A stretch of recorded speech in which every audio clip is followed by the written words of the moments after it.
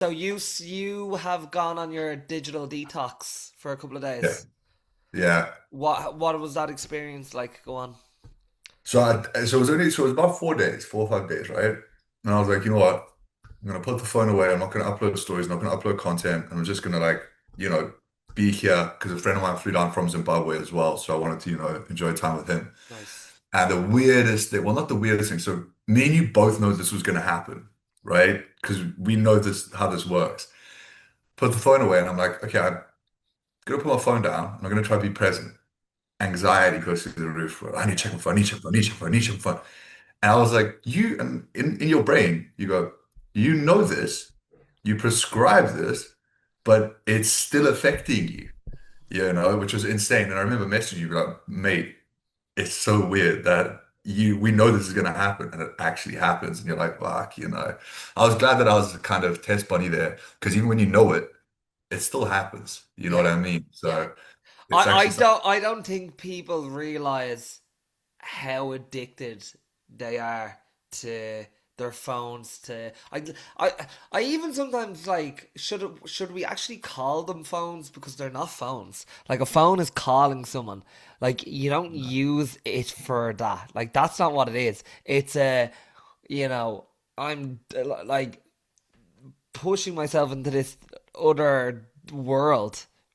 Yeah, And it's like a giant den. But yeah, Elon Musk actually said, he said, technically we're already cyborgs because you can't go anywhere without your phone, right? yeah, And he was like, the phone is an addition to yourself at the moment. yeah, Like if you look at society now, it's an addition to you. Wherever you go, you got your phone with you. You need directions, check your yeah, phone. You need this, check your phone. And he was like, this is what he actually said. He's like, in theory, you're already a cyborg. And I was like, that's fucking creepy. And yeah, then to actually get away from your phone and to get those feelings, and you're like, and even when you know, right, you know the answer and you're still like, whoa. And I had to put like my protocols in place, same protocols I'll give to clients. And I was like, cool, focus on the moment, bring yourself back in, keep focusing. But it was weird that it was a little bit trickier than I thought it would be. Like I was like, huh. yeah. I remember Elon talking about Neuralink and how like I think he was talking about how the way like when we're messaging each other or we're looking something up and we're using our thumbs to type. Yeah. And he was talking about how like we're gonna look back in a couple of years' time at the fact that people used to type on their phones like they're chimpanzees. Because do you know the way we think we can get information fast now because we type what we want to the information when you want to receive. But when you put that Neuralink device that he's creating, like that chip into your brain, it's like you won't have to use your thumbs anymore. You can just you know get that information straight away uploaded to your brain basically. It's super fucking creepy, bro. And do you want to know why it's creepy? Because let's rewind like 10 years, or okay, let's rewind 20 years, right? To play a video game on your laptop was like a thing. Do you know what I mean? And it would like boot up. Remember the sound of like the old PCs being like and like boot up, and you'd have this massive thing, and you'd be like, fuck. And now it's like you got all that at the tip of your fingers. And I think I saw something now. I don't know if this is fake news or not, right? But I think they're already starting to do the Neuralink thing. I don't know if it's stateside or in the Far East or whatever, where they're like, yeah, we can do it. But I did see this, which was insane. There was a vlogger in China and he went to a AI specialist guy and they gave him leg braces. The guy could walk, right? Totally fine. He's totally normal, like wasn't like disabled. And he could walk and he went to this AI guy. And the AI guy was like, I've actually got this thing that will make you walk faster, etc. And it's implanted with AI and it will track how you walk, your walking rhythm and everything. He puts it on, he's vlogging this whole thing. And he starts to walk. He's like, these legs are actually walking for me. And then he was like, can I put it to full speed? Can I run? And the Chinese guy was like, yeah, go for it, run. And he starts to run. And he's like vlogging while he's running. He's like, mate, I am blitzing this. And like, it's not even me. And I was like, that is the creepiest fucking thing I've ever seen. But I think it's an inevitable truth that is kind of coming to the fore. It's definitely, but like I think when you try to think about how quickly we're gonna advance, it's just quite it's quite overwhelming. I think like It, I think human beings are like babies playing with a hand grenade, bro, when it mhm, comes to this. mhm. Like, I think we and then you obviously got the government who are going to want to put regulations on it and all this kind of stuff. Okay, I get that. Mhm. But, I think the AI side is getting very, very scary, very, very fast. And you can even see it now because America have like done something with ChatGPT where basically it's now like falls under a certain jurisdiction. So if you input certain things with ChatGPT, it's actually allowed to spy on you. For everyone Mm. listening, this is true. Hey, this is not fake. This is not false. This is actually true. If you put certain information into ChatGPT or whatever it may be, it can like legally in the US start to actually spy on you and extract data. And Yeah. we're willingly just giving it everything, like all of our thoughts and everything else. But that's why I think it's important. Like, there's loads of different types as well. Because I know when I listen to podcasts, it tells me, oh, instead of using ChatGPT, use this because this one isn't programmed in a very like liberal way, or this one, so some of them like are just taking information straight out of Wikipedia, which Wikipedia we know how quickly that can be changed and stuff like that. There was a podcast on that the other day I was listening to. Yeah. So like, there's loads of different ones you can use, and ones that you can kind of, if you're if you're aware of this stuff, you can be a little bit more savvy with it and be like, okay, I'm gonna use this tool over this one because this one probably protects my information a little bit more. But like, I mean, if realistically, like, the people who can kind of extract this information, they're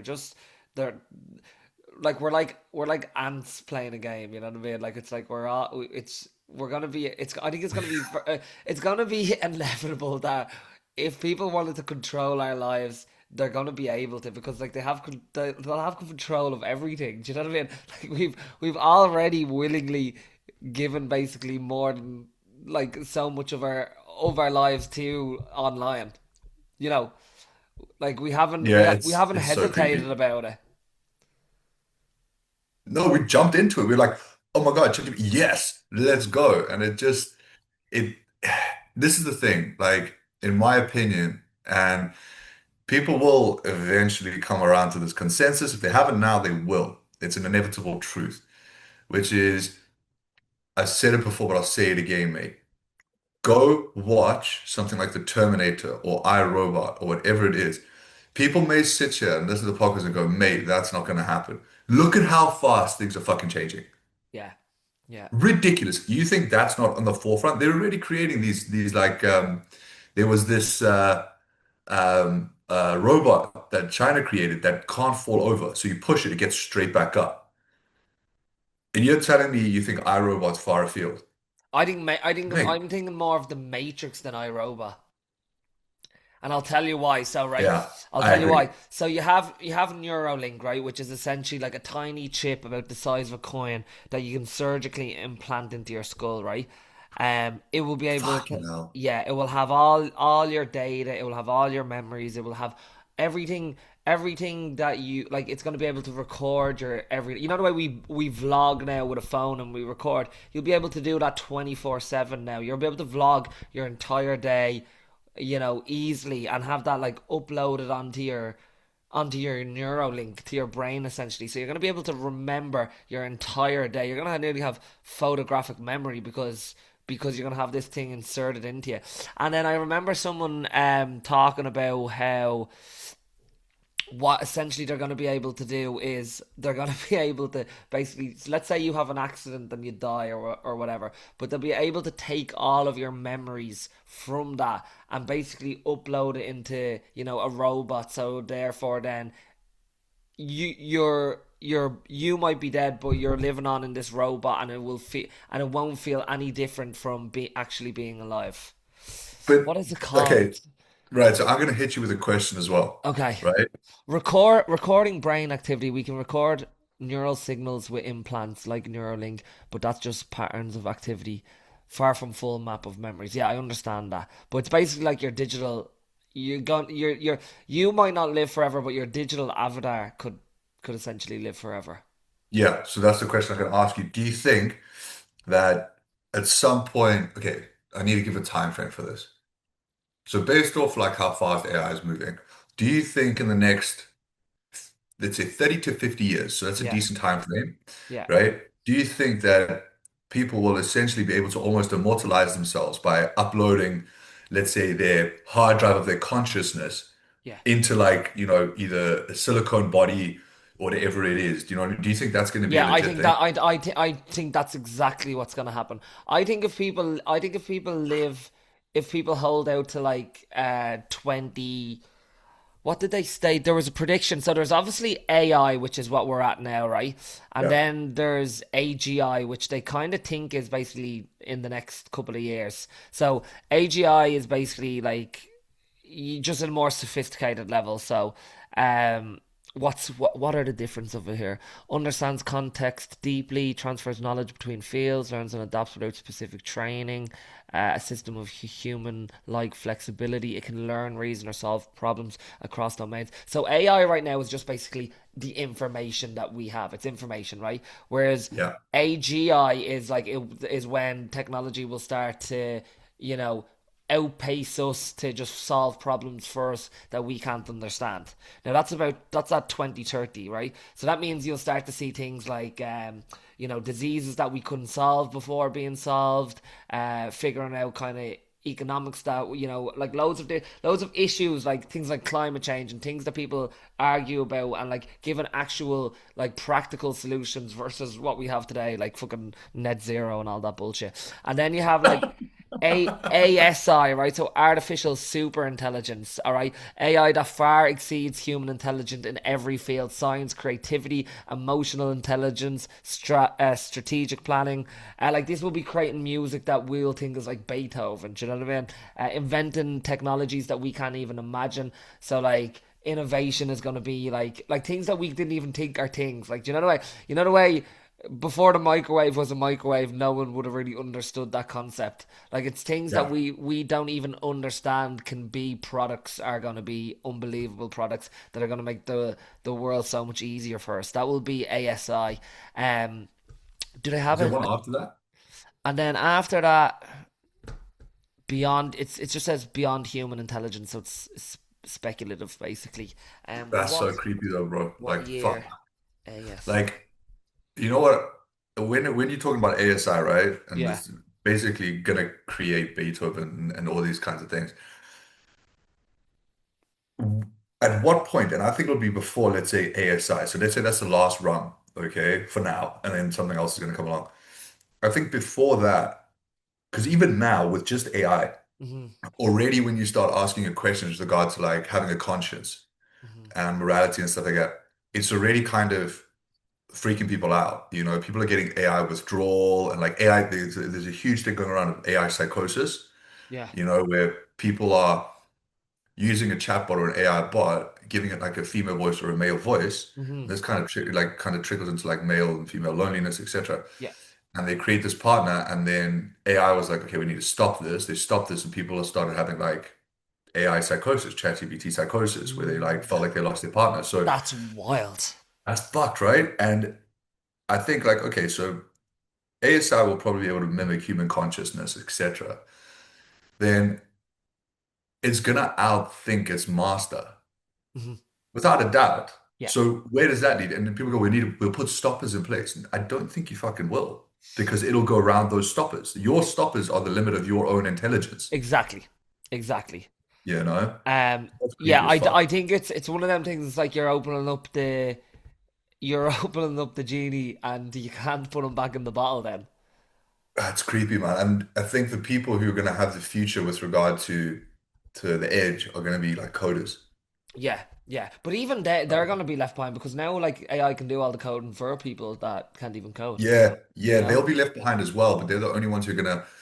Oh, like think about it like this: if the whole world spoke Chinese, Yeah. right? Coders are going to be the ones who can understand the Chinese, but then what's going to happen is the dialect's going to go to another level, Hmm. right? Because AI is already doing that. You've seen where you put like two chatbots next to one another, they realize they're talking to one another, and they'll start to speak in like it sounds like tongues almost. They'll be like, Can I tell you something that's also going to be wild, "Go right? on, man." So you know the way like when you go traveling around the world, you have to try pick up a few like phrases from different languages so you can get by and stuff like that. Like Yeah, once they have that neuro link into your brain, you'll be able to just travel anywhere in the world and have a full fluent conversation with anyone in the world because you have, Duolingo in your brain. Like there will be That is no so creepy. there'll be no boundaries of conversation anymore for anyone on the planet. That's And crazy. for anyone listening, I'll be interested to hear people's thoughts. Do you think that's a good thing or a bad thing? My opinion That's is a bad that's thing. yeah, that's another question. But it's like It's a bad thing. like the way you're when you're, let's say you're in Thailand, right? Like you Yeah, have friendly conversations with locals and stuff like that, but it's not the same as you going home to South Africa and knowing the type of humor and the type of culture that you would with someone from, where you were brought up. I mean, like yeah. that's just a kind of that's just a block that never like it's even you see like people who have, come from somewhere foreign and lived there for like 10, 15, 20 years. They might be fluent in the language, but there's still that kind of gap between you Bro, you're being. looking for the word human interaction. Yeah, yeah. But like that will be completely vanished because Void. you won't only be able to speak the language fluent, but you'll be able to understand all the like little hidden traits of a country, or and I think that's wild. I think that's I think it's crazy. I think it's scary and I would say this. It looks like a short-term thing. So people were like, oh no, short-term would be great. I'm just gonna go down and plop on my Neuralink. Every single time you do that, you're feeding the beast. Yeah, I don't think you'd be It's like, taking Neuralink out once you put it in there. yeah, even that, right? So like once it's in there, mate. Brainwaves, everything's being read or like compartmentalized or analyzed, data, whatever. And I think it's getting to a point where the world is going to become a place with not no secrets, but no privacy. Hmm. Does that make sense? Yeah, yeah. And I would say half of the enjoyment of living a human life is, pardon the profanity, but fucking around and finding out.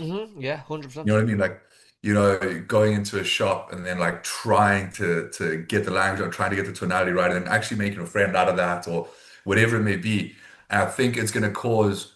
I think people don't realize that they think they're the master, but they're actually the slave feeding the master, and the master is going to just supersede intelligence. And people say, well, no, that won't happen. Well, think about like human nature. Like think about humanity. Why are we the apex predator? We haven't got the biggest claws. We haven't got the most fur. We haven't got the thickest hide. We've got the biggest intelligence. The Hmm. most amount of sentience, right? We can create weapons. We can do this. We can do that. And that's how we got to the top of the food chain. So if you use intelligence as a baseline for being the apex predator, and then you go look at something like you mentioned ASI and it being able to mimic Beethoven and conscience and conscientiousness, well, then you're not the apex predator anymore. Someone else is. Mad. Something else is. And that's what's creepy as hell. And Yeah. people will feed it. People go, yeah, oh, I just need to ChatGPT for this and this. And the problem is, on one hand, you kind of have to. Well, if you don't, you're an ape compared to the rest of the Yeah, humans who are gonna. you'll fall behind. Yeah, yeah, yeah. You fall Yeah, behind so quickly. rapidly. Like like someone using Neuralink versus you deciding to just go around and be your human authentic self. Like you are literally an ape around humans. And that's what's so creepy because you've literally said, you're an ape around humans. And I just, I don't see a positive outcome long term. I So don't. right. So here we go. So ASI is, where's this gone? So they're predicting ASI around maybe 2050, being optimistic, and AGI by some researchers give AGI from 2050. So if you stick around to 2050, you're going to see all sorts of shit being invented, and innovation that we wouldn't even believe. Now, some people think then 2000. They don't really have a predictor for then ASI, but it will end up being so rapid that they can't really predict it. So, yeah. Yeah, think So about the Matthew principle. Like yeah. if it's going in a linear fashion, it's just going to go boom. Exactly. Yeah, exactly. Yeah. And It's going I to go think up so do fast. you know where we are on that? I think we are on that. We are so close to that curve. I think we're at the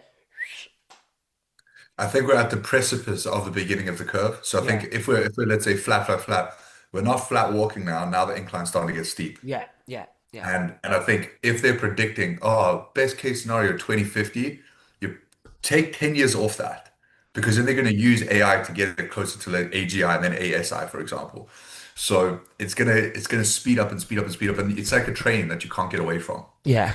Carezzel predicts, he's a futuristic, he writes all books on this, a singularity around 2045, a point where AI surpasses human intelligence and self improves rapidly. I suppose when AI is self improving rapidly, it's not waiting for human innovation, and it's just going, it's ignoring what you're trying to tell it, and it's just doing what it thinks is the smart thing to do. That's when it's straight up. That's crazy, I think. It's Um, creepy, man. yeah, but it also is kind of strange that we are probably born in a time on human existence where you're at that curve where it's going to be maybe the end of civilization. So, a 2022 survey of 700 plus AI researchers, 48% said there was at least a 10% chance AI could cause extinction or other catastrophic outcomes for humanity. 18% said risk was extremely bad, existential catastrophe. That's not good.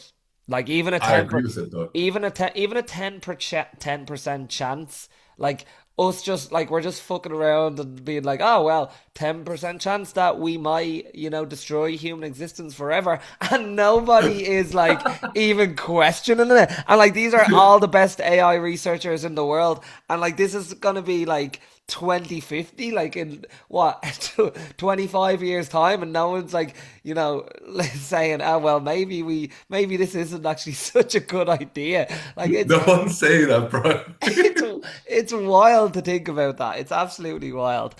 It's um scary. who else? So Metacalculus forecasting community predicts 20 to 30% chance that AGI leads to human disempowerment or worse. Now, here's a story on that. So, obviously, I was doing that talk on the weekend, and like my talk was all on kind of like social isolation, disconnection, and obviously some of the slides in there was how like social media and just the digital era is obviously one of the contributing factors to more disconnection in the world, even though we're more connected than ever. Um, Yeah. and obviously a lot of that was a lot of the statistics that I put up on that was the rise in teen suicides. And obviously they Gen Z obviously grown up in a digital era, so obviously there is a correlation anyway with them two things. And there's a father who is suing. I can't remember the name of the creator of AI. What's his name? Something Altman. Sam Altman. So So Sam Altman is the creator of AI. And or I've not the creator, but part like the main person in the yeah. company essentially. And he's being sued now because AI ChatGPT basically assisted, basically became Yes. basically became the suicide coach for a young teenager at 15. Yeah, and he was saying like, oh, I want to leave something out so my parents know that what I'm gonna do. And then the chat gpt was like, oh no, don't do that because that will alarm them, do this instead. And he read out like the basically the conversations, the chat I watched the history. hearing. It was pretty Brutal. wild. Like, Yeah, what kind of yeah, rope do I need to use? Well, if you had to, I would use this kind. exactly. Yeah, I yeah, was yeah, like, what the yeah, fuck? Like that is, I remember actually looking at that. That is mind blowing, bro. Because it did. Like, I remember watching the hearing, yeah, and if you actually look at the transcript, yeah, right, of the thing, it got pulled up in the hearing, anyone can look at it, it's on YouTube. You can literally see the responses. And if you zoom out, like, okay, pretend it's a person, right? Person in person. That's someone assisting suicide 100%. yeah, yeah. 100%. But here's the thing: a person wouldn't do that. Most normal people. People with a conscience would People, not yeah, do yeah, yeah. I'm not saying not a lot. Like I'm not saying obviously not all humans. We obviously have discussed some humans are not not very humane.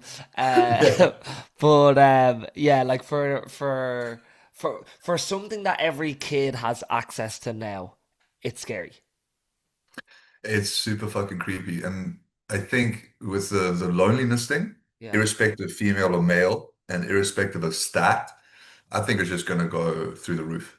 yeah, I think the unfortunate reality is gonna go through the roof, and there's people kind of this is the thing is the power does lie with the people, but the people all have to be in agreement. And this is the problem is the more divisive something is, the better it is for the powers that be, whoever that may be. yeah. And the problem is the devil you know is better than the devil you don't. And when, let's say, ASI gets a grip of things, or AGI, right, it's not going to be, I can see this politician in my crosshairs or this or that. It's just going to be divisive. And who's behind it? We don't know because it's a chatbot Yeah. that's super developed. And I think based off, like your talk and the data and stuff, and you look at the younger generation and how much is getting utilized, it is super, super creepy because it's going to snuff out generations before. Yeah. Right? So the generation after, okay, it may age out, right? You may not have an extinction event, but it may just age out.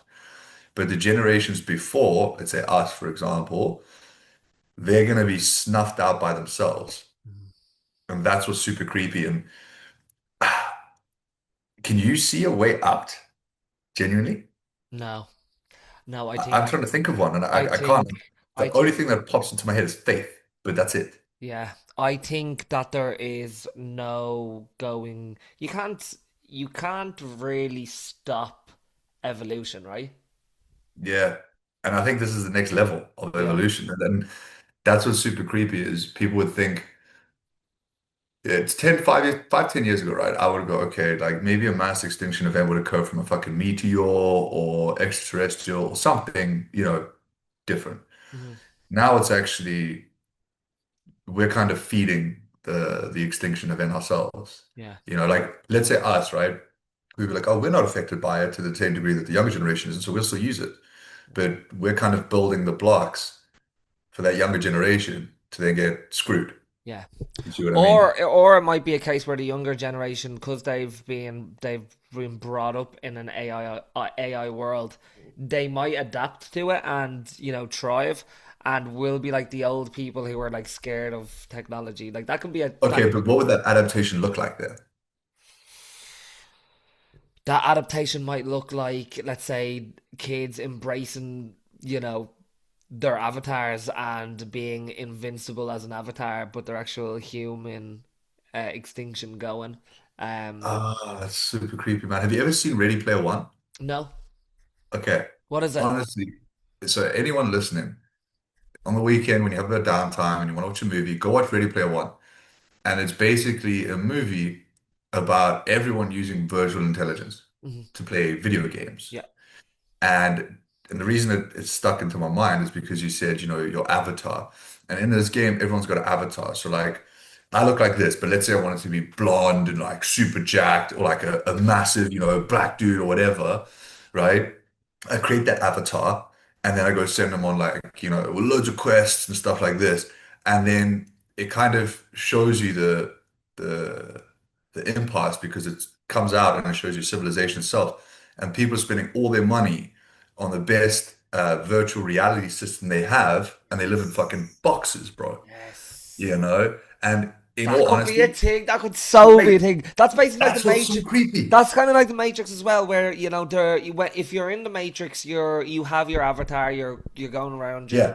but the actual real version of you is like this baby in this like water bottle. It's like you're still in Yeah. a. It's like you're still in a womb, but it's like an outdoor version of a womb, and it's just thousands of people just asleep basically while Like they're a at. life support system. And if that is, look, and the problem is that could be the next stage of evolution. Now, if that is the next stage of evolution, I want out. Like I'm so happy with where I am and going in that direction because you miss out so much of the human experience. You know what I mean? And it gets and what I always say is although it may be mimicked beautifully, Mhm. it's still a copy. Mhm. That's the thing. It's still a copy of what it was, Yeah. you know? And I want that real essence, But do you and that's what's think so creepy. do you think that okay, because I remember someone saying this on a podcast before, it's like people talking about, oh yeah, but social media is not real life and stuff like. But some people are so chronically online that their real life is social media, or their real life is chronically online. It's not outside. And Yeah. I think there's a lot of people, and that's why I'm saying that, like, maybe like the generations coming up now will adapt to this more quickly than we will, or if we will at all. They will be happy to go chronically into the Matrix, into AGI, into their avatars, because it's probably a better quality of life for them in their perspective. Like, they'll go willingly, Ah, and we won't. this is the thing. This is the thing, mate, Because is if they like you go said, right? willingly, Let's put a little, like, a 1% version of this. We could all put our phone down and just go and touch some grass and enjoy the beautiful scenery around us, and the beautiful trees and the beautiful sky, and like the world is a beautiful looking place if we look up, but we're all straight into what are we doing? We're going straight into our phones, and we'd rather, we can't go 5 minutes without reaching for it and looking online rather than looking out the window. this is the thing is you're actually right. And you know what? I wish I actually had a tangible answer to give people and go, you know what? This is how you can get around it, or this is how you can deal with it. But if that's the next evolution of human nature, well, fuck, dude. It Like, gets me. It I gets don't know what me. to say. I'm It, stuck. it gets me excited thinking about it, but not in a, like, I'm actually excited for the future. It's just like kind of like it's like, what is going on in the world? I think it's just wild. But do you want to hear some? I'll give you some optimism as well, right? So, 2016 I to go for it. 2016 to 2023 surveys, short-term optimism versus long-term fear. Most experts, 70% plus, think AI will bring major benefits in health, science, and economics in the short, medium term. But 50% still assign double digital probability to disaster scenarios if governance and alignment aren't solved. Yeah, that's um probably likely as well. Did you read the story of Britain and the digital IDs that Starmer wants to impose to stop Fuck. to st- Okay.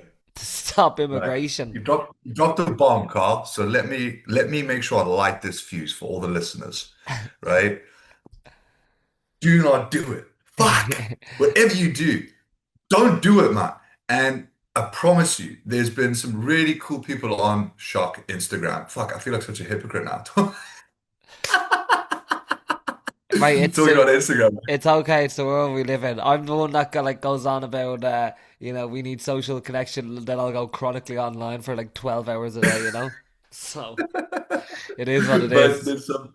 there's some like great social media people out there being like, okay, so if everyone didn't get a digital ID, this is what would happen.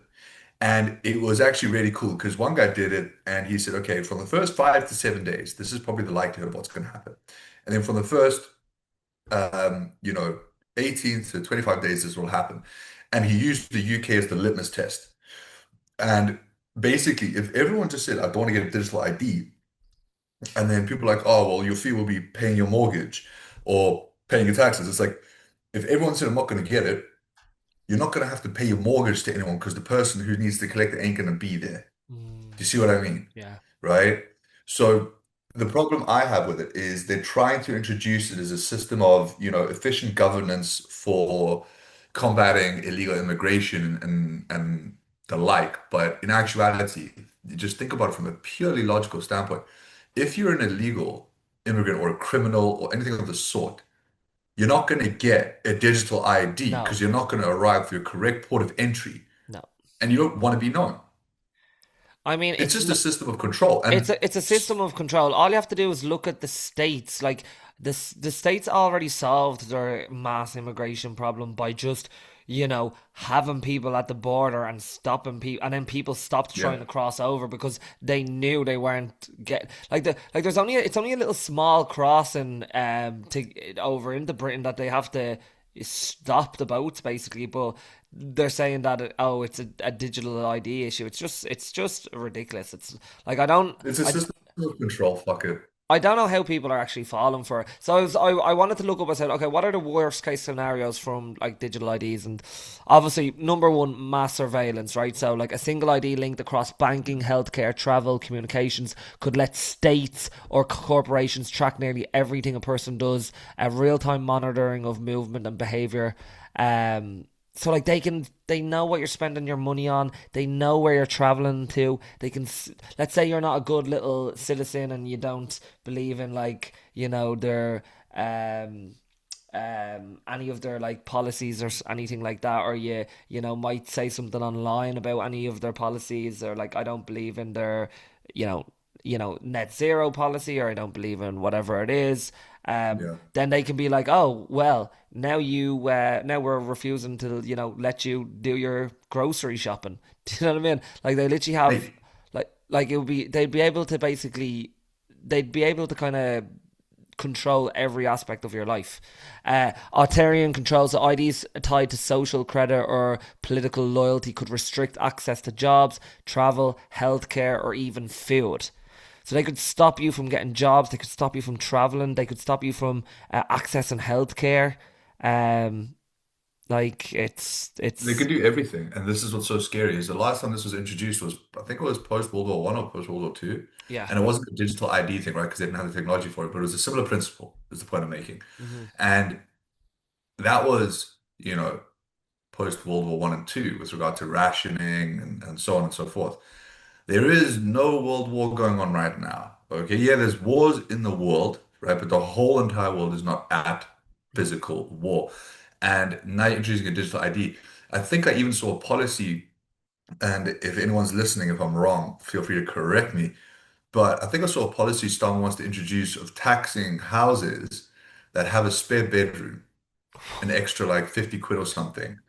Even if you have like a study or like whatever, it's like I'm gonna charge you an extra because they want to solve the housing issue of making sure people actually, use all the rooms in their house. And it's like, hold on, if I worked really hard to have a study in my house, Mm, I don't need to put a fucking bed in if I don't want no, to.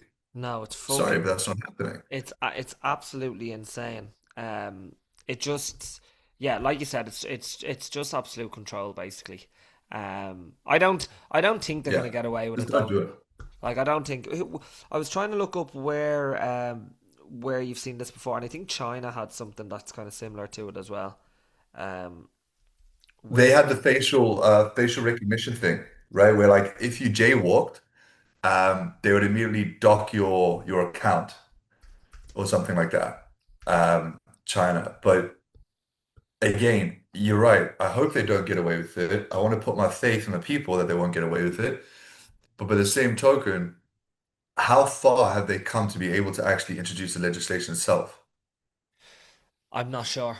You know I'm what I not mean? sure, but yeah, you're right. So, for in China, with national digital ID and social credit system, so combined with facial recognition and surveillance cameras, this allows near total monitoring, integrated into social credit systems where people can be penalised, banned from travel or from getting loans for behaviour the state disapproves of. Oh.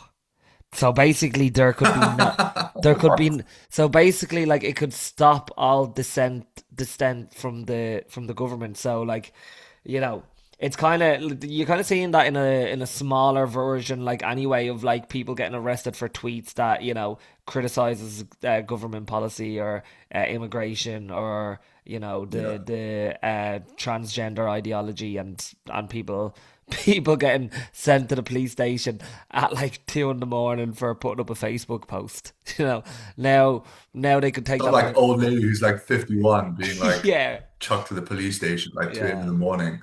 It's fucking ridiculous. Yeah, it's crazy. It's crazy. Anyway, all right, let's go off the topic of all doom and gloom and digital and all that stuff as well. So this is Bro, it's I making me depressed. yeah, this isn't even what I wanted to talk to you about today. So I actually, one of the young lads in the gym asked me a question today, and I thought it was a really good question, and I wanted to use it as kind of a platform to kind of maybe go off your own experiences and what you think. So he basically asked, the question was, he goes, what are the most important things you wish you knew at the age of 20 that you now know after living through your 20s, basically?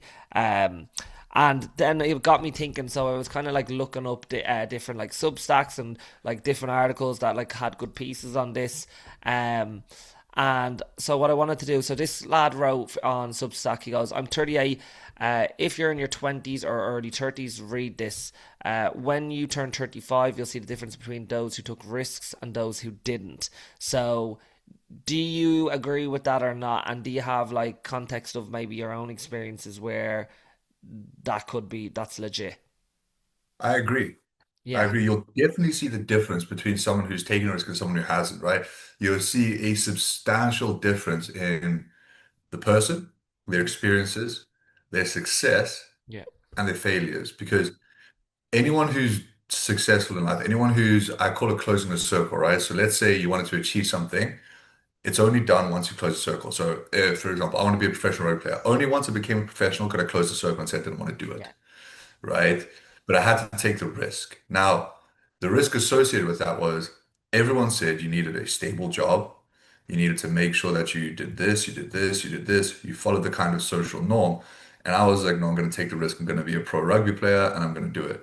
Right. So that advice stands. I agree. You'll definitely see the difference between those who take risks and those who don't. Hmm. And the difference you'll see is in the person, their virtue, their character, and who they are. Because they will have a plethora of lessons through both failures and success that they can actually pull from to help you and go, hey, I learned this, right? Because of X, Y, and Z.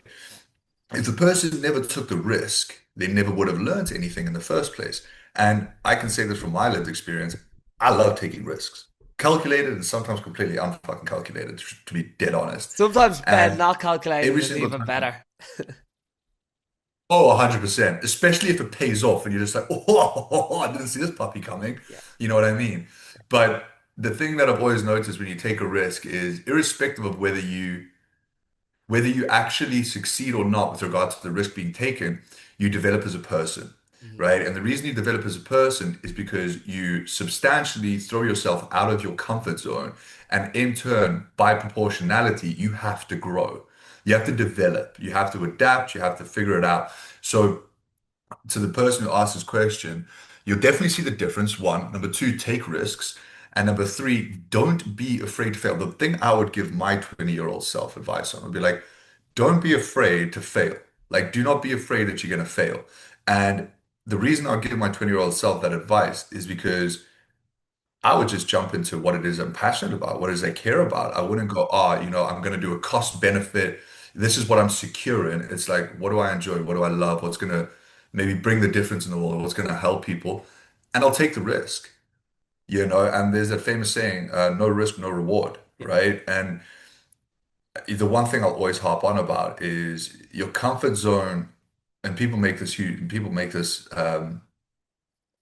don't make this, but fail to make this distinction, which is being comfortable is not the same as being happy, right? So a lot of people go, okay, I'm comfortable. But when you're comfortable, that doesn't actually mean you're happy. And I'll give you a simple example, right? I was speaking with someone a few days ago. They just got out of a like aging relationship, right? Now, in this relationship, right, the girlfriend of the boyfriend didn't really have an identity when he went into this relationship. Shacked up with his missus. They stayed in a relationship for ages. He loved her, she loved him, blah blah blah, yada yada yada. And what happened was, when the relationship ended, he didn't have a fucking clue who he was. He didn't have an idea. He was like, I don't have an identity. I don't know who I am. I don't know what I'm doing. I don't know why I'm here. And then that leads into that doom spiral of depression, right? So the point I'm making here with that is what happened in that relationship was he even said to me, he said, I was comfortable and I was happy. And I said, okay, you can't be both at the same time. And he goes, yes, you can. I said, okay, explain to me now how your comfort has led to your happiness. And he said, well, it hasn't. Hmm. And I said, exactly. So the point I'm making here is don't be afraid to take a risk. take the risk, but make sure you have the awareness to see the lesson, irrespective of whether it's a win or a fail. If it's a win, don't Yes. just ignore it and go, okay, cool, I'm going to keep going. Have a look and go, why did I win? Use that blueprint, right? And then if it's a failure, right, I can guarantee you this. If failure is not actually a genuine failure, because if you look back and you extract the lesson, then you've grown as a person. In turn, if you look at the broad spectrum, you've actually won because you're developing further and further. You may feel like you've lost the battle, but you're actually starting to win the war. You see Mm. what I mean? So taking risks, 100%. Take risks. The time to take risks is in your 20s, Yeah. 100%, Yeah. right? That is the time. Like, go for it. Take the risk. You're a little bit more independent. You know, you haven't got as much, what I would say is like responsibility. Maybe you don't have a family, like kids, a wife, etc. The world's your oyster. Go for it. Jump. Yeah, well, See what happens. this kid that I was talking to, he's 20. He has no responsibilities, and he doesn't know what to do with his life essentially. And I was like, "Well, so you've absolutely nothing to lose." I said, "Go to the other side of the world and fuck around and find out." And Yeah.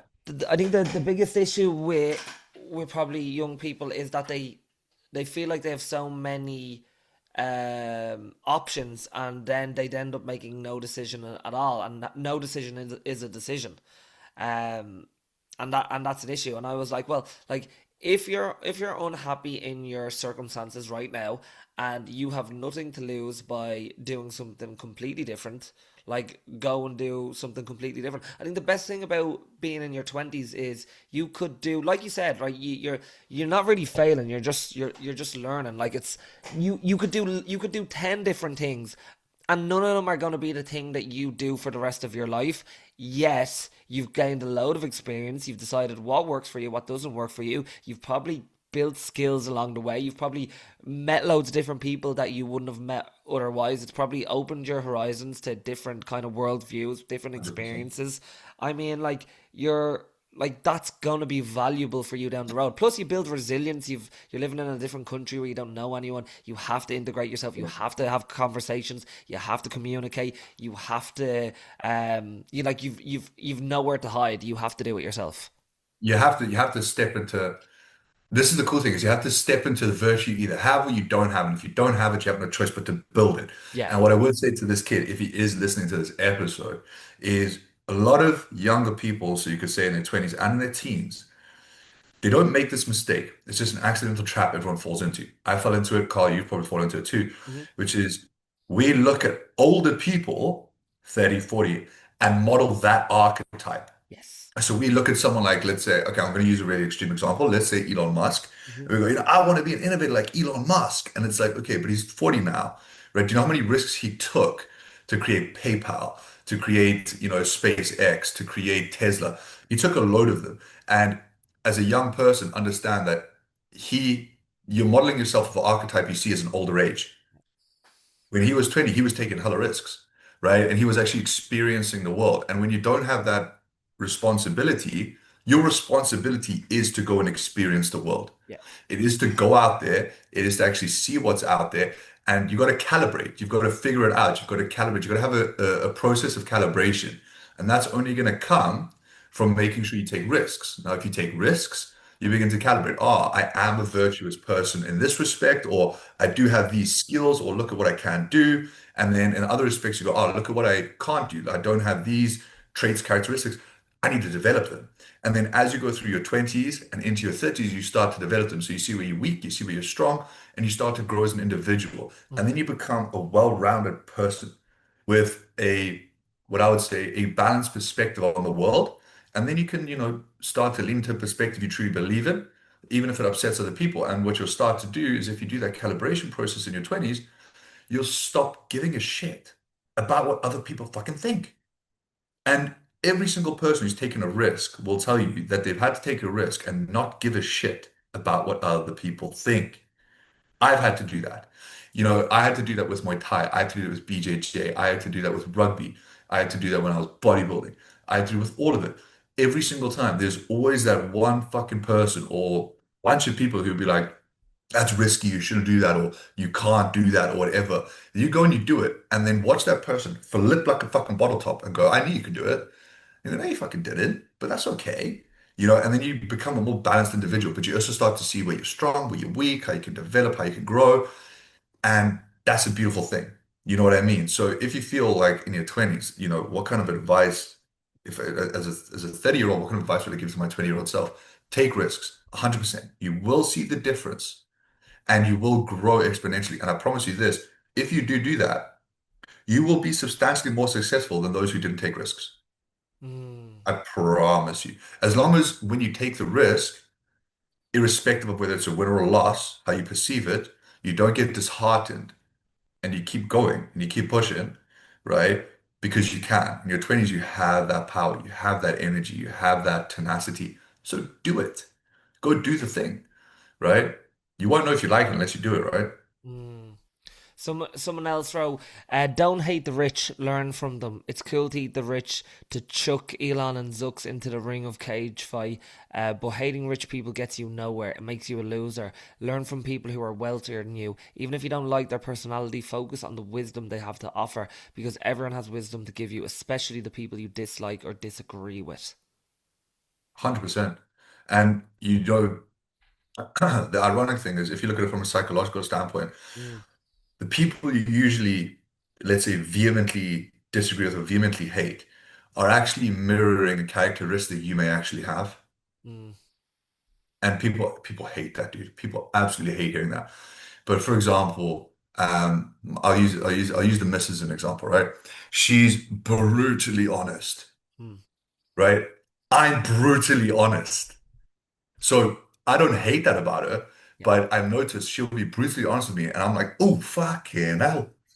I'm like, zing, and then I'm like, hold on, you're also brutally honest as well. So, that's how it feels. Okay. And then you start to figure it out. So what I would say is with the rich thing, 100%. When you look at rich people, don't look at them and go, oh, they've got all this money, it's so unfair. No, it's not, mate. They fucking probably work for it. And if they were born with a silver spoon, good for them, Mm-hmm. right? Do you know how hard their parents probably had to work to open those doors for them? Mm-hmm. So don't hate on them for that, right? But learn. There's that famous saying, when you see a good man or woman fall, don't laugh, learn, Mm-hmm. right? Instead of waiting for them to fall to learn, why don't you learn from their successes? You know what I mean?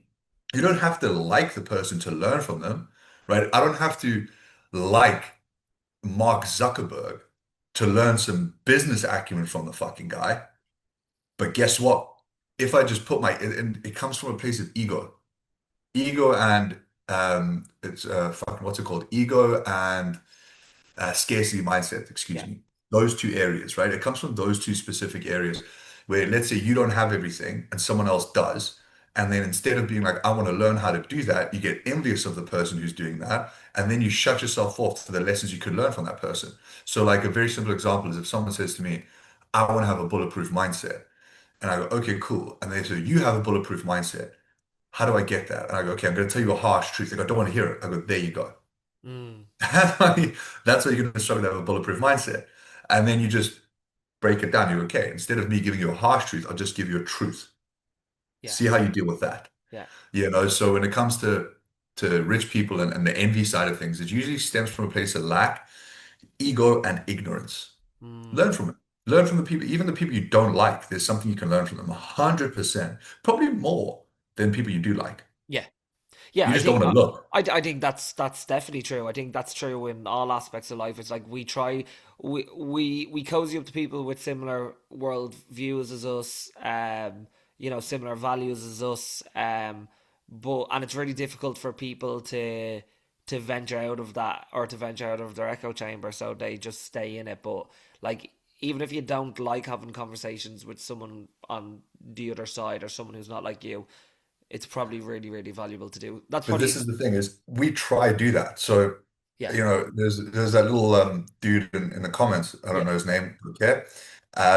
But he said something and I said, okay, so what's the question? Let's have a combo.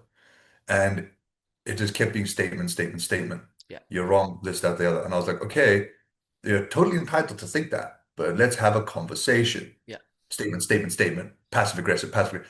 yeah, Right. We're not getting anywhere here. And that's not me virtue signaling saying, oh my God, I'm such a good guy or anything of the sort, because I'm probably not. But I can sit there and say, I tried to facilitate a conversation until I realized that it was just someone wanting to It argue. was not, yeah, it wasn't a conversation. It's let me tell you why you're wrong and I'm right. Yeah. Here's my There's no, worldview. no dialogue there, right? Yeah, And I would love to sit and people are going, well, do you want me to be hella controversial? yeah, sure. Like, I wouldn't mind sitting in a room with, let's say, an extreme terrorist and finding out why they think the way they think. Someone from like Islam or something. Some person who thinks, the whole entire West should fall and it should be crushed and, jihad and everyone, or whatever it may be, I would happily, if someone said, do you want to sit in a room and talk to them? Yes. Right? Go look at like the movie Hannibal Lecter. How many people watch the movie and go, oh my God, that guy is so interesting. That guy's so creepy. I would actually kind of want to, hear what he's going to say next. That's why it's such a good horror movie. And for me, I would love to sit opposite someone like that. I may not enjoy it, Yeah. right? I may not be But like, oh, this is but great, you know but I what? want to hear. Do you know what the only thing that there's the difference between that I think and like that's someone who's a unique mind. So I can see the appeal True. to sitting across the table and having a conversation with someone who's like I'd sit across the table and I'd have a conversation with Hitler. I think that would be Yeah. like that would be very very interesting. But what I wouldn't find interesting is like sitting across the table from like you know. Uh, blue-haired liberal and listening to knowing all the points that they're going to talk about of why the West is terrible and colonialism and you know what I mean, suppression and white supremacy and like people that that these people are just repeating headlines and it's like Well, oh because that's not an interesting mind, mate. That's my just a robot. yeah basically yeah You're not, there's a difference, right? And let's discern this difference so everyone knows. With someone like that, they live in an echo chamber of sound bites and information they consume, and the information that they consume will only be information that feeds their subjective narrative, yeah plain and simple. So what then happens is you end up listening to pretty much an audio recording of a person repeating the same shit, yeah and that's not a mind yeah that's thinking freely. Now, people go, well, are you saying a conservative mind thinks freely? No. I'm just saying when someone can make up their own mind, yeah right, and explain to me from their perspective. So, for example, let's say someone's super, super, super liberal, blue-haired Karen, and she says, I fucking hate everyone. Blah, blah. Okay, yeah cool, Karen. And I sit down with her and she goes, well, this happened to me when I was a child, this, and this. I'd be interested to hear that, mm, right? But if someone just goes, no, this is the way it is because I believe in this and I lean on this side and this is the only way it can be, I'm like, okay, cool. Is there another perspective you could look at? Do you have the ability to look at another side? Yeah, okay, look at it. And then they repackage the same shit and put it back. And it's mm, like, okay, I'm just listening to an audio record on loop here. That's not an interesting mind. That's a brainwashed mind. yeah That's brain rot. That's boring, right? Now people will go, well, you're saying, Hannibal Lecter or Jeffrey Dahmer is an interesting mind. Yes, it is an interesting mind. Does it mean it's a good mind? No. This is where people get confused. This is where people get rage baited. It's an interesting mind. Does it mean it's a good mind? No. Right? I can say that, right? I can sit opposite like Hitler and I can be like, that's not a good mind. yeah Is it interesting though? Like, definitely well, yeah how did you arrive at this? You yeah know what I mean? yeah I'd be like, okay, how did you arrive at this? So there's a difference between listening to someone who's programmed yeah and listening to someone who programs, yeah either themselves or other people, right? So an interesting mind isn't always a good mind for everyone listening, but an interesting mind is someone that is interesting enough to actually listen to. You don't have to agree with them. You don't have to believe what they believe. You don't have to yield to what they're saying. You don't have to be manipulated by them. But at least that's a mind thinking for itself, right? mm, And I can promise you this, having minds thinking for themselves is way better than having a bunch of NPCs going and getting digital IDs because they feel they have no other choice. yeah yeah and I Plain think and that's what simple. I think that's where you see a lot of students struggle to like sit across the table with someone that they disagree with and have civil discourse um, because they don't want to and it's not going to produce good outcomes and I think we see that more now in society than ever before. So yeah, I think that's really good. I think that's really good advice. It's like, even if you disagree with someone, even if you don't like them as a person, there's probably something you can still learn from them. So just because someone's richer than you doesn't mean 100%. they're a bad person. Just because someone believes in a different religion than you doesn't mean that they're a bad person. Doesn't mean you can't learn something from them. Just Nope. because you're doing better in life than someone else as well, subjectively, doesn't mean that there's not things that you could learn from that person either. I think. Exactly. And I think people need to take a step back and just go, okay, you're not actually pissed off at the person who's successful. You're pissed off because you're not. Yeah, 100%. And your ego is getting in the way and stopping you from actually seeking the answers. Like Carl Jung says it best, where the fear is, therein lies your task. If something's bugging the shit out of you, it's okay that it bugs you, but how about finding out why? Mm, Coming to a cathartic consensus and going, huh, that's why it's bugging me. You know what I mean? And understanding it, right? That goes back to the old adage of the devil you know is better than the devil you don't. So if you're jealous of people's success, why don't you look at why they're successful? yeah, and which is also wild Get to be. successful yourself and see if It, you're still jealous of their success. it's also wild to be jealous of people's success if you're 20. It's like, or you're 20, like you should be jealous of anyone. You should be like trying to take in as much information as possible and experience as much as possible. And then maybe after a couple of years, like be like, Yeah. all right, now it's time for me to maybe make my own. But yeah, another piece of advice someone wrote on. Be a sponge. Yeah, 100%. This is an interesting one. This will also be relevant for you because I know you studied a lot of psychology as well. So learn feminine Yeah. psychology. One half of the population on this planet are women. Much of your adult life will be spent trying to get into and maintaining some sort of relationships with them. It's important to understand how women think and why they do what they do. Try put yourself in their shoes. Can you imagine being catcalled by a gang of guys when you're trying to walk to your apartment? Can you imagine a guy twice your size forcing himself on you and you can't do anything to stop it? Can you imagine not knowing if the guy you're on a date is a psycho killer? Think about it. What thoughts? 110%. I like unequivocally, any lad out there, any man listening to this, go and understand feminine psychology. Unequivocally, 110%, fully endorsed, like slap a label on it, my goose is cooked. I totally agree, Mm, right? And I'll sit and I'll give you my experience. yeah. Okay. I have an older brother. He's gay, right? We used to go out gay clubbing in London. And it was the best thing ever for me because he used to say to me, he would say, now you're gonna know what it feels like to be a woman in a club. Oh, yeah, yeah, yeah. And I was like, what do you mean? He was like, well, you're young, you're a good-looking guy.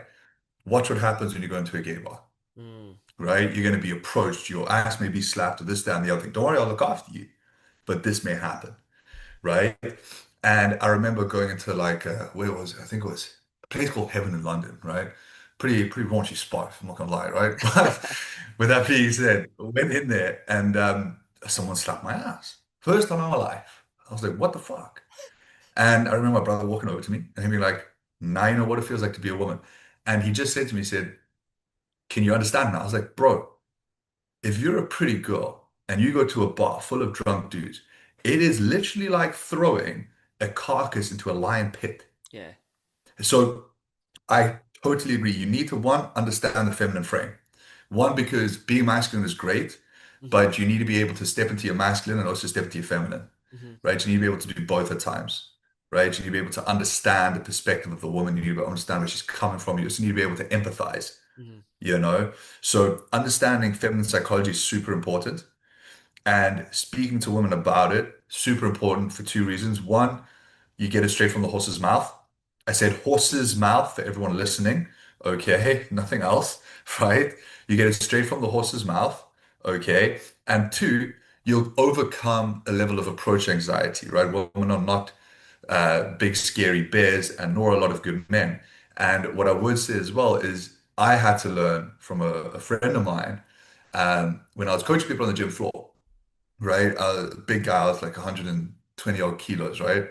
And he said to me, he was like, always remember that when you're coaching someone, coaching a client, talking to someone, you are a 6'2" giant South African dude with a deep voice. But And I was like, well, I know I am. He was like, yes, you quickly but you need to forget. understand how other people, exactly. He's like, you need to understand how other people perceive you.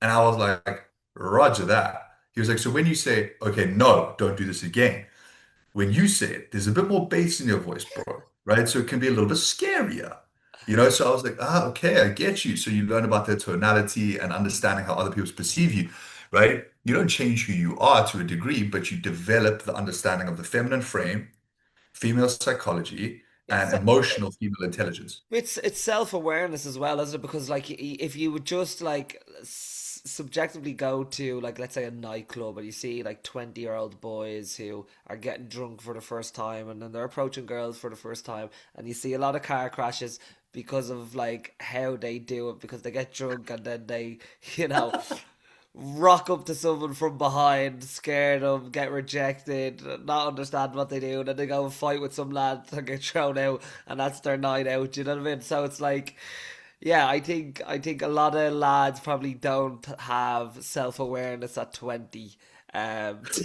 To know how to put their to give themselves the best opportunity possible. I know I definitely didn't anyway. So No, it, you're right. it's true though, isn't it? Yeah, yeah, you're totally right. Because Yeah. you know what? Every young lad out there, you've probably done this. You've probably made that mistake, right? Now, the thing is, right, is it's if you make that mistake, fucking learn from it, right? Don't keep doing it, right? And the point I'm making here is when you understand the feminine frame, Mm, you become a more balanced individual, okay? yeah. Go speak to one. And I remember I remember I went to speak. This was at a Wetherspoons outside King's Cross Station in London. This was years ago.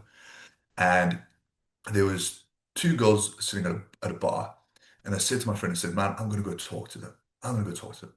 So, and I'm not drinking or anything. So I walk up there and I'm like, okay, hey guys, and I start talking to them, and then they just like shut me down, like they savagely, they're just like, just go away, like just embarrassing yourself. And I was like, okay, I'll leave you guys, have a good night. And back to my mate, and he was like, how'd it go? I was like, fucking train wreck, bro. He was like, do you know why? I was like, no. He was like, "Mm, well, sucks, bro, anyway. And I was like, no, no, that's a good point. I don't know why. So I walked back to the table and I go, ladies, no hidden agenda here, nothing whatsoever. Genuine question. And believe it or not, this actually allowed them to open up and have a conversation. And it's a genuine question. When I came over here, I barely could get any words out, and it's not your fault. It's nothing to do with you. And you shut me down straight away. And all I want to know is just why. What did I do wrong? Where did I go wrong here? And they kind of chuckled. They were a lot older than me and stuff like that. And they were like, "Oh, bless you," this, that, and the other thing. And I was like, "No, I'm genuinely interested. Like, can you tell me why, please?" And they were like, okay, well, you came over and you said, hey guys, and we're not guys, we're girls, you know. And I was like, True. oh, okay. I was like, okay, that makes sense, you know. And they explained it to me, and I was like, like, thanks. I said, thanks. I was like, I'll leave you guys to have a good night. Went back to my friend, and he was like, why'd you go back? I was like, you said I didn't know why, and I wanted to find out why, bro, you know. That takes And he balls was as like, well, though, because like yeah, most young lads wouldn't. They'd just be like, "Oh yeah, reject, yeah, fuck them, on to the next," and exactly. continue to do the same thing over and over again. Yeah. But But it yeah, does, it does take balls, mate. And what I would say is, any lads out there, you want to understand female psychology, read about it, understand it, and go speak to your female friends. If you haven't got any female friends, go make a point of making some. mhm. With no agenda, no ulterior motive. Go make a point of making some, right? Talk to them, understand them, right? It's super important. Men need to understand femininity, the feminine frame, and why the masculine frame is important in relation to that.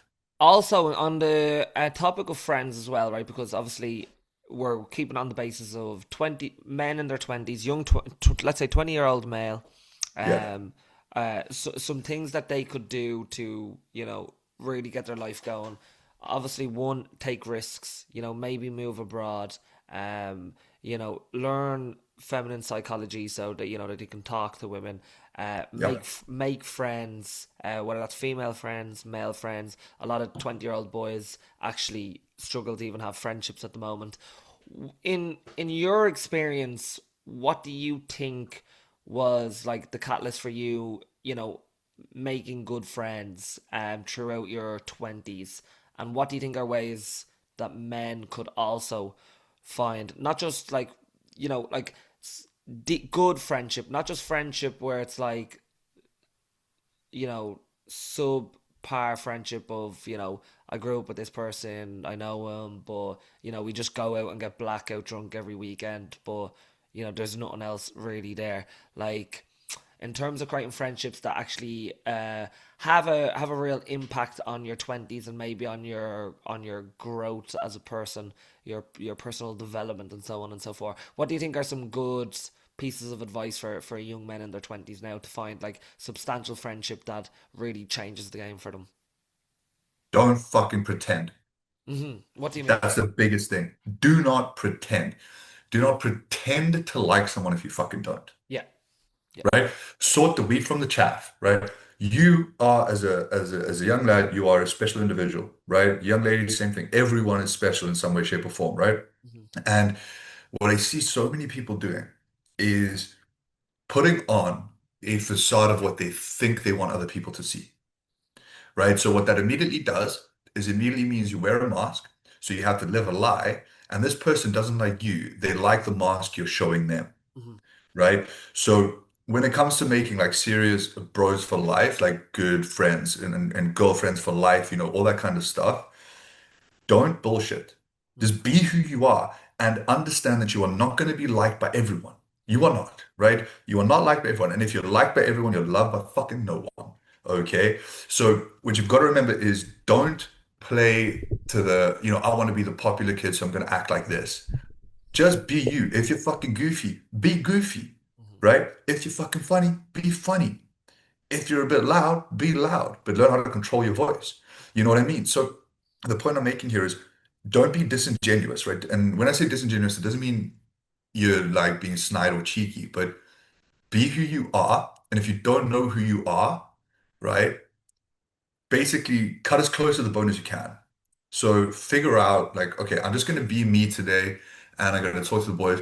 For example, like let's say the guy's like, I'm going out for a bunch of beers and you're not fancying that night, Yeah. right?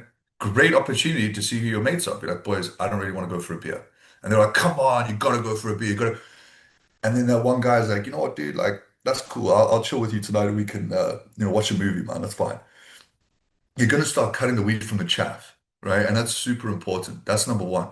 Number two, look at the guys who are there for you when no one else is. Now, everyone goes, yeah, that's obvious, that's evident. Well, no, it's actually not, right? There's going to be a lot of people who will say to you, I'm going to be there for you, I'm going to be there for you.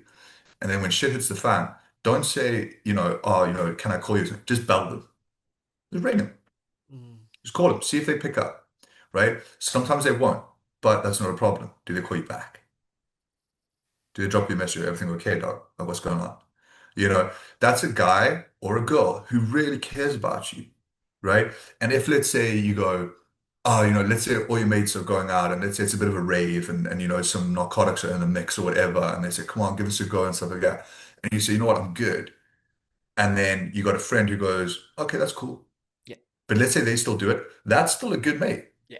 That's not a bad person. Like he's got his own journey, he's doing his own thing, but he's not pressing you to do it. Do you see what I mean? So the main overarching thing I can say, and I can say this from experience, and I can tell you a story from way back in school, and this is like my best friend for life. This guy I take a bullet for. His name's Jack Strong. Um, I was at school, and he came into school a few years later than us.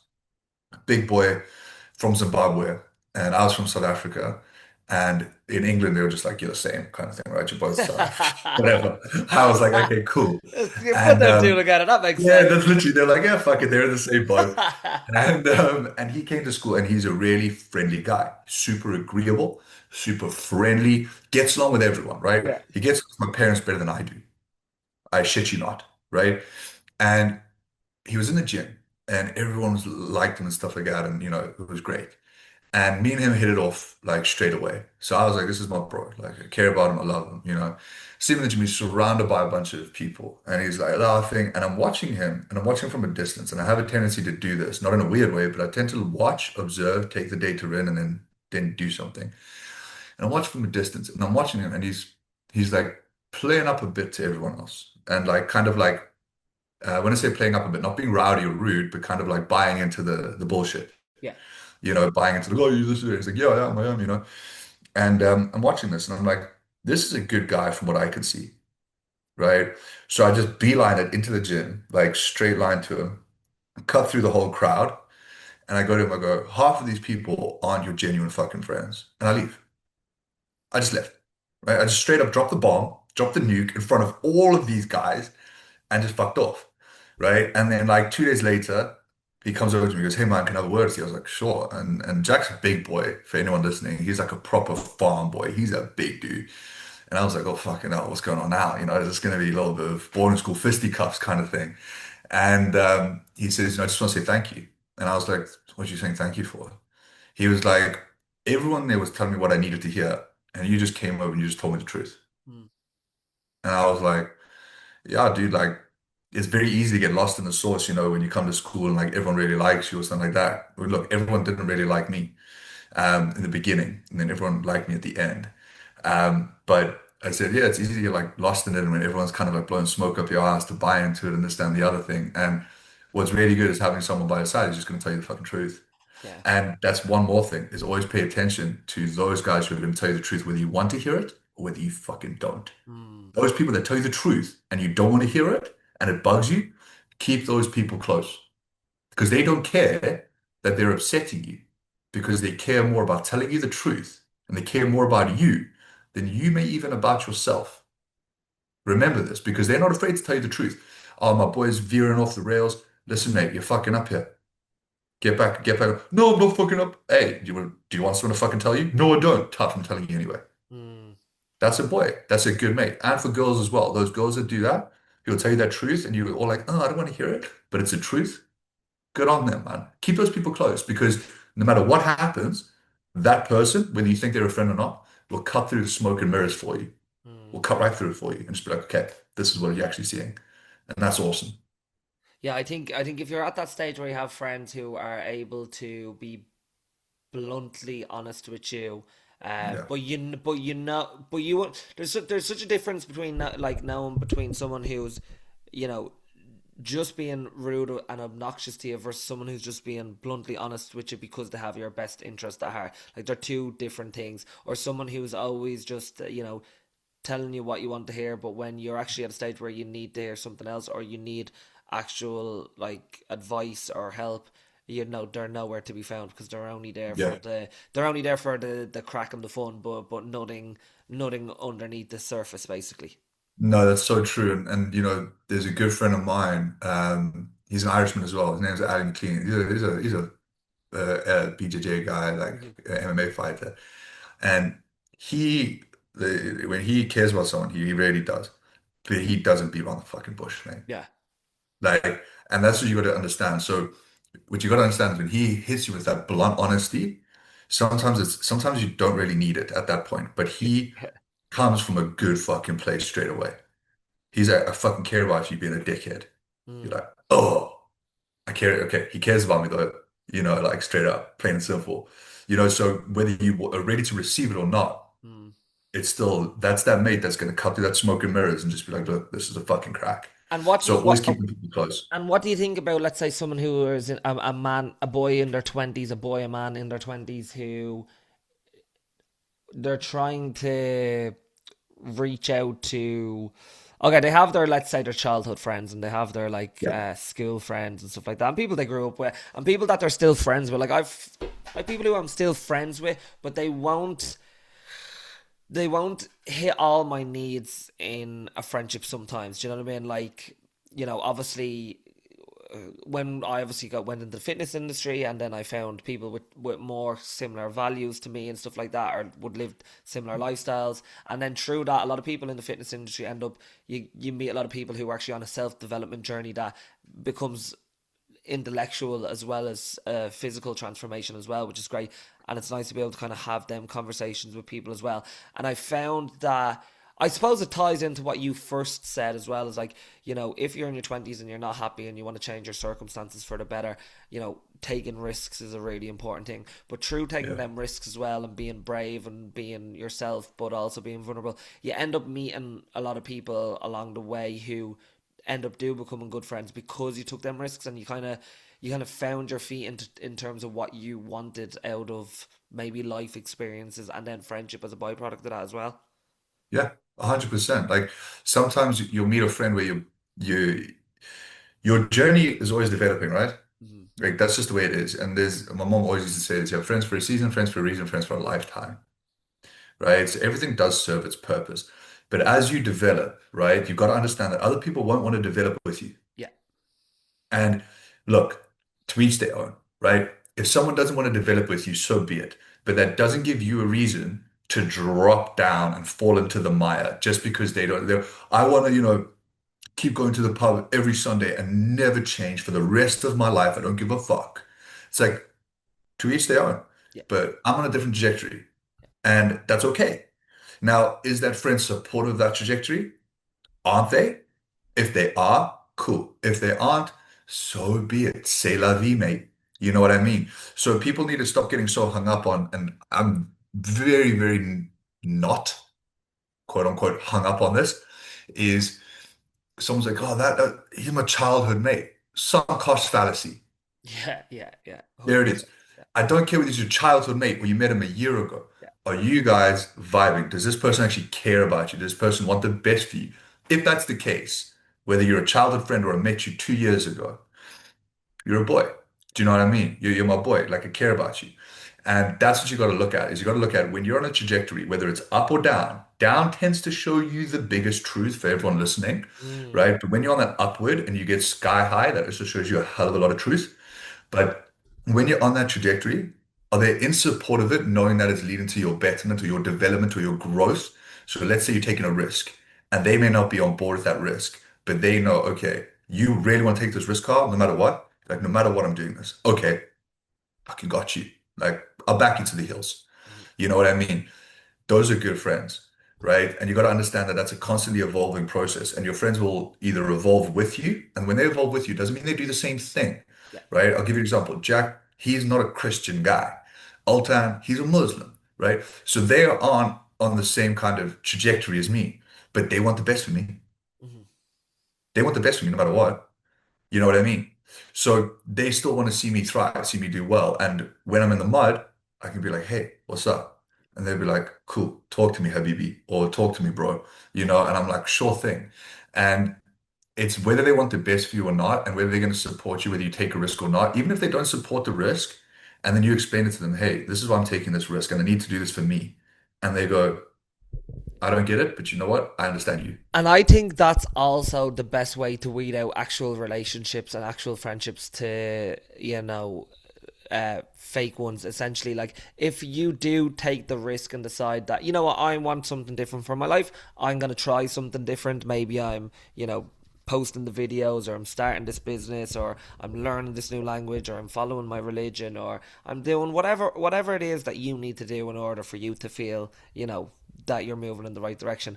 And if them friends support that, even if they don't understand, and they're like, yeah, well, Carl's doing his own thing, I don't know what he's doing, but yeah, he seems happy, so that's the main thing. It's like, And cool. I care about that, yeah. Yeah, I was like, cool. That's someone who is still going to be my friend regardless of what direction I go in.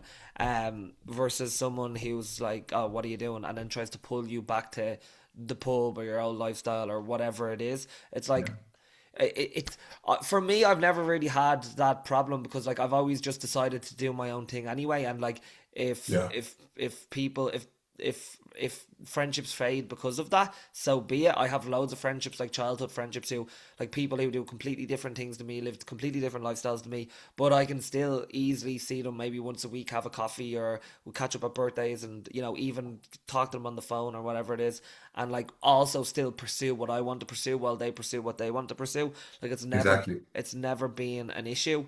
And it also means I can still, engage in other types of friendships and relationships, in different ways.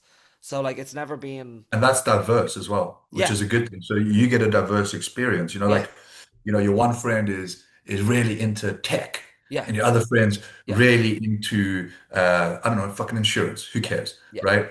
And he starts, you meet for a coffee once a week. He's like, oh man, I'm loving my insurance brokering, and yeah, you're like, oh, that's really cool, man. Like, my car needs insurance, so like, fucking yeah, tell me about it, you know? yeah, yeah, And you're like, I'm really happy for you, yeah, and you're on two different trajectories, yeah. but you're both fucking happy for one another for pursuing what you truly want. Yeah, 100%. And like And it's that's what matters. and I think that diverse relationships are so important. Like me and you can have this like a conversation. We can go deep into AI and humanity destroying it. And then like I'll have another friend that like will just only talk about sport and that's all we talk about.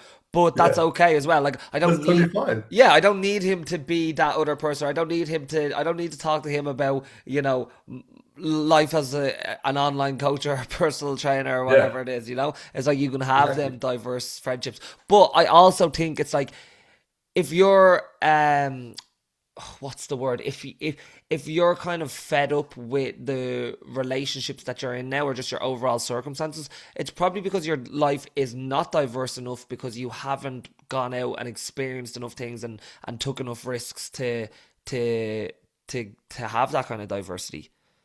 Agreed. So like think about it like this, right? If all you ever ate was vanilla ice cream, Yeah. you would get bored of the flavor, right? You would hate it, and it's not vanilla You ice cream fucking would fault. hate it, mate, right? Yeah, You would yeah, hate it. So you need that diversity. One is good for you. Two, it gives you a balanced perspective of the world. And three, hmm right, you develop as a human being. yeah, And so do your friends as a byproduct, right? Your yeah, friends also riff off you. You got to remember that. It's not just we riff off our mates. Our mates riff off us. yeah, And that's a beautiful thing. So, and one thing that is lost in this world that we need to kind of bring back is you got to have your mates. yeah, You got to have your mates, and always remember this to anyone listening. Rather have 2 to 3 fucking absolute best mates, best gals, than 500 acquaintances yeah, that are just like, that's like, do you actually know if they want the best for you? yeah. Fucking ask them. Just hit them with like a hard question, just be like, okay, what is one thing that you absolutely love about me? And they'll tell you, but okay, what is one thing about me that you see that I can't see that really, really, really like I need to change or hmm really need to improve? And see if they go, oh no, nothing, you're perfect. Fuck off, mate. Sorry. If I turn around, if someone said to me, if I said, look, I want you as my friend to pick one thing that you think I really need to improve on or really need to get better at, or one thing you don't like about me that you think I need to improve on, right? And they go, no, you're fucking awesome, mate. I'll be like, well, I'm not perfect. There's probably something, right? So pick something. That's okay. And then you'll notice the friends who will give you the blunt force trauma Yeah, of, yo, this is how you like, look, I see this and I don't like it, mate. You yeah, need to improve that. And you can take it or you can leave it, and that's totally okay. But then you know that that person genuinely cares because they gave you the truth, yeah, right? yeah. And they're not giving you smoke up your ass, like, mate, you're the perfect person. It's like, well, no, there's only one perfect person and he's not alive anymore.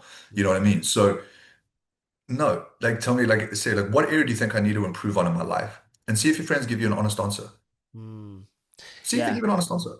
I also think that they'll also, if they're good friends and they're self-aware, they'll do it at a time when it's needed, because you don't want a friend who's constantly criticizing you either, don't you? Like it's like all right, Yeah, like because then they have no battery. They're not looking at you. They're not paying yeah, yeah, attention to you. yeah. They can't All say, right. fuck. It's like, okay, You mate, just like let me live as well. But like, it's like, okay, this is why I like you as a person. This is why we were close friends, because I see similar values in you that I have. And then when maybe you start to kind of drift away from them values, or you start to behave in ways that, isn't conducive to the person that you want to be or that they see in you, and then they call that out. Like, I think that's a good friend.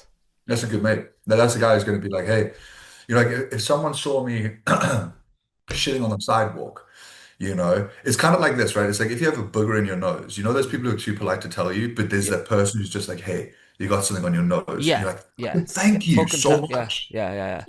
That's the Like, thing, right? Is you want that friend that, and if you have a friend out there and you're like, oh, this is my blunt force trauma friend, and they're just ripping you a new one, and they're not paying attention to your state, have a look at that Yeah. friendship again because you need to pay attention to the state. Because they want you to, they're telling you that because they don't want you to look stupid in front of other people, even if you feel stupid when they tell you that. Exactly. So think about the inverse. So the people who aren't telling you are less concerned about how stupid you look. Yeah, yeah, that's an issue. So which person would you rather ride with? I'd Yeah. ride with the person who told me I got a fucking booger. Anyway, so I was talking to this 20-year-old and I told him basically to go across the world. You're 20 years of age, you've no responsibilities. Get on a flight, go halfway across the world, go experience something different. Do all that stuff. And he goes, that's interesting stuff. What do you feel about the advantages of the idea of traveling and stuff like that? And goes, to play devil's advocate, why not do the exact opposite? Why not in your youth try to set yourself up for the most amount of financial and emotional prosperity in the future by making choices centered around the philosophy of delayed gratification and enjoy life slightly later. So he was basically saying, oh, will I not just stick around and do what I'm currently doing, and set myself up for later. And while I'm like, yeah, there is that, like, there is like 20-year-olds who will, like, you know get to work straight away and climb the corporate ladder and do all that stuff. It's like he's asking me for advice in his 20s because he's not content in his 20s.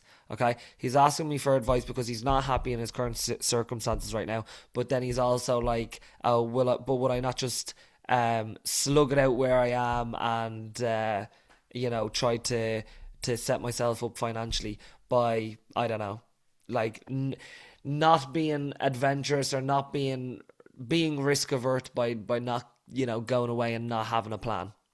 Okay. So what I'd say to this guy, right, is, oh, everything's set up perfectly how it is here. You know what I mean? Why not I embody the traits of delayed gratification? Awesome thing. And setting myself up. Awesome thing. Okay, cool. Well, I'll just say this. How do you know? Mhm. How do you know? How do you fucking know, mate? You don't.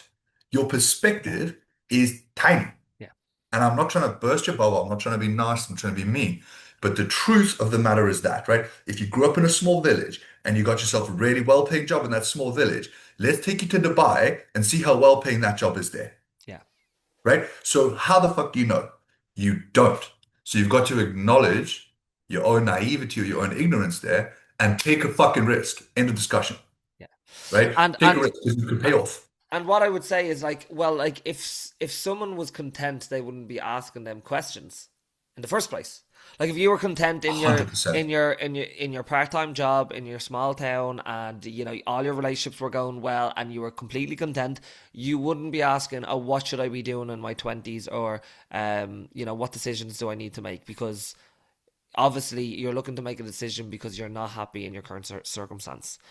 And Yeah. if you're not happy in your certain circumstance, and you want to make a drastic change, well, then you probably need drastic action. And if you're a young person, like, it's great to take drastic action because you have the ability to sleep on floors, you have loads of energy, you are cost efficient, you know what I mean? Like, you have zero responsibilities, you can, you're more resilient in that regard anyway, because you have energy to burn, and, like, you can just take risks. And when you're 20, your back isn't sore. You can get up.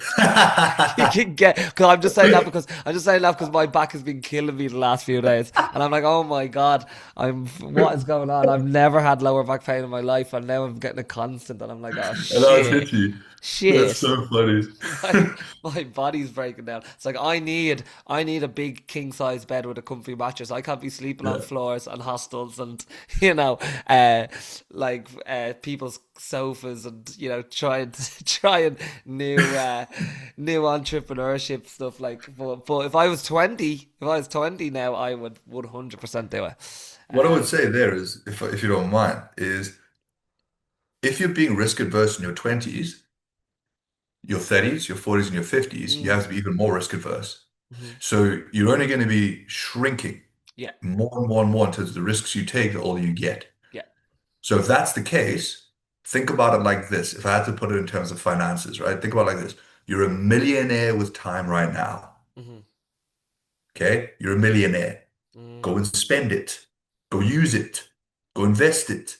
And you'll go, well, I'm investing it right now. It's like you're only looking at one thing, mate. You don't know if you're investing it properly, right? You're only looking at one thing.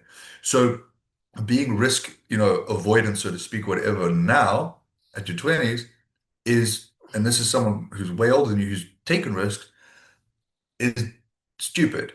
Sorry, it is, right? Wasn't it Hormozy who said, when I was 18 I wanted to be a millionaire, and now that I'm a millionaire I'd want to be 18.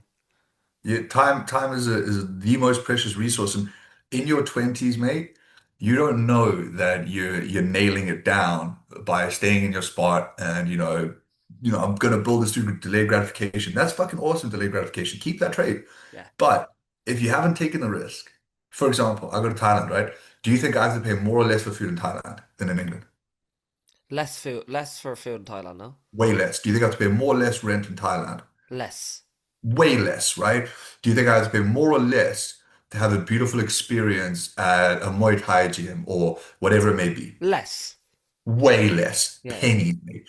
So let's talk about your financial, delayed gratification, setting yourself up. How do you know that being in Thailand is a smarter financial move? Hmm. Yeah. You How don't, do you mate. know you won't go over to the States for a month and get the a job opportunity of a lifetime?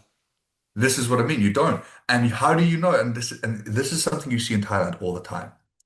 Someone will come there, they'll have a conversation with someone who's in an awesome business, and all of a sudden the pennies start to drop. Hmm. Oh my God, dude, I got this mad opportunity over here. Hmm. Oh my God, this happened to me over here. Yeah. And it's like, yeah, because you're in an environment where people come there, network, speak, talk, etc. So if you're just staying in your little spot, in your bubble, and using the idea of delayed gratification and asking these questions, the first precursor, like you said, mate, is you asking the questions, Hmm. right? So that's your answer there, right? And if that's not enough sauce, I'll add some more sauce for you, which is I live in Thailand, right? It's way cheaper and way more financially efficient to live there than it is to live in the UK. Yeah.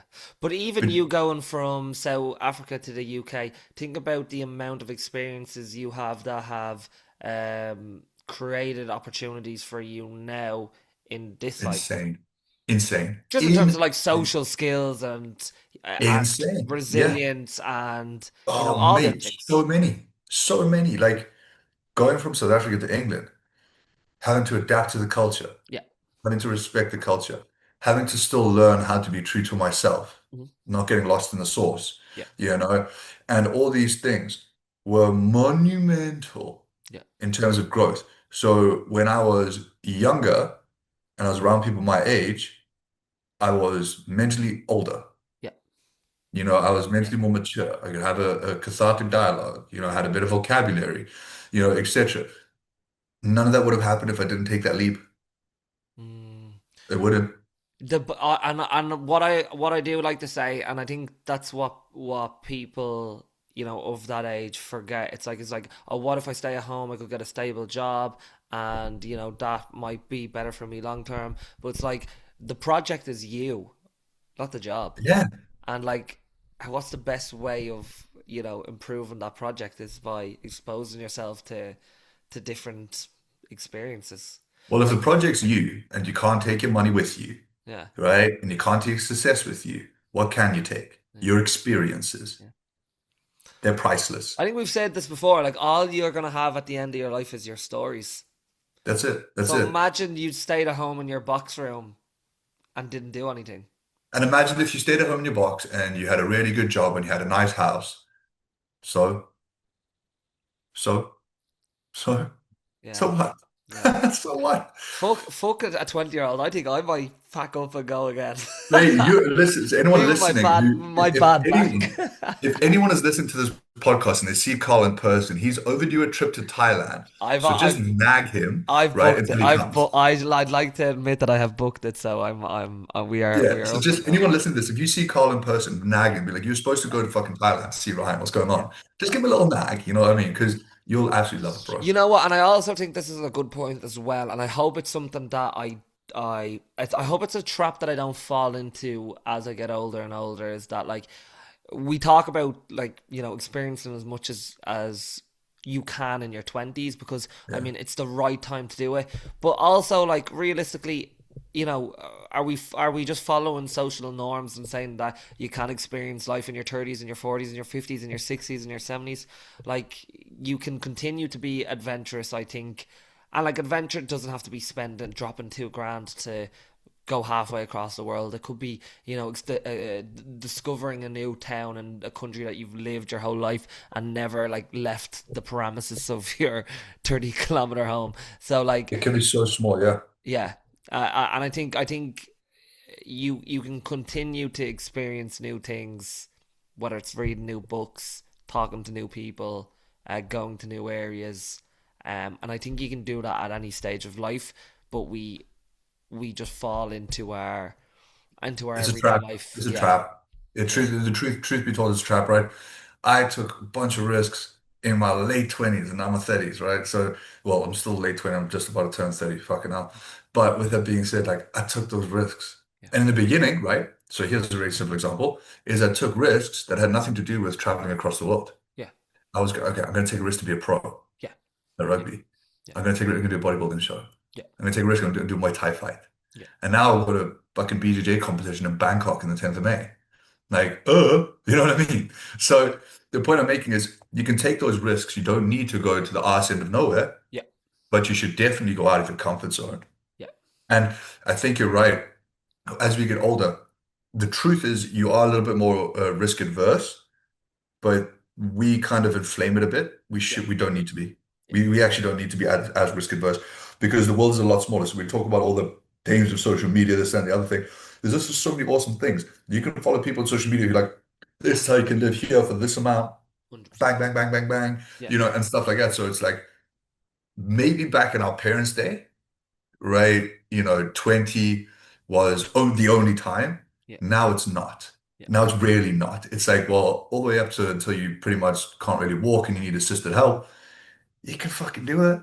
yeah, You can do it. You've got everything you need at your fingertips all the time. So go for it. yeah, I think we are slightly conditioned from our parents and not as conditioned to the world around us yeah, with regard to risk adversity and making a move or traveling or doing something out of our comfort zone.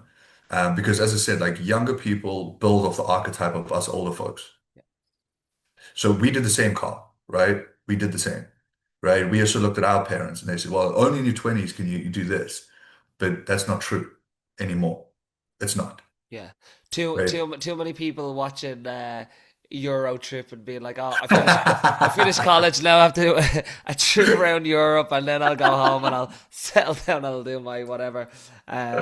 But yeah, yeah. I think you're right. I think life is to be experienced, and I think even as you give maybe a 20-year-old boy that advice, it's like well, maybe I can take some of that advice for myself and be like, yeah, like there's still truth in that for me as well, and maybe me in 10 years, or me in 20 years, or Both of me. us, bro. Yeah, yeah, I, There's this really, really cool thing that I saw, and I think you'll like this, I want to say it, where someone says, I asked God to make me happy, and God said no.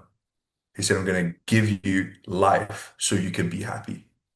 mm, So the point I'm making with that is you want happiness, you want fulfillment, you want joy, you want experience, you want true wealth, live life. yeah, And it's not found in your comfort zone. Sorry, it's just not. yeah. That's the truth.